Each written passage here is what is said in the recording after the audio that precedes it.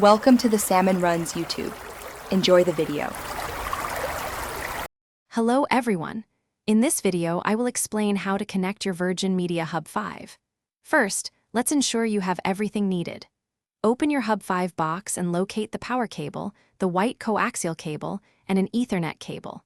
Before you begin, find a clear, accessible spot near a power outlet and your Virgin Media wall socket. Always check for any visible damage to your new hub or its cables. Now, let's connect the cables. Take the white coaxial cable and screw it firmly into your Virgin Media wall socket, then connect the other end to the Hub 5. Next, plug the power adapter into the Hub 5 and then into a nearby wall outlet.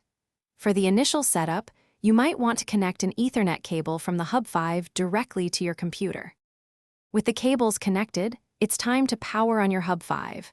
Locate the power button on the back of the unit and press it. The Hub 5 will now begin its startup sequence. Please be patient, as this can take approximately 5 to 10 minutes. Once it's ready, you should see a solid white light illuminated on the front of the hub, confirming a successful connection. Finally, let's get your devices connected. On the bottom or side of your Hub 5, you'll find a sticker with your Wi-Fi network name and password. Use these details to connect your smartphones, tablets, and other devices wirelessly.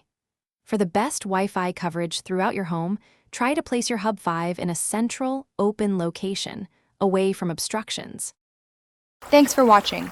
Consider subscribing if we helped you.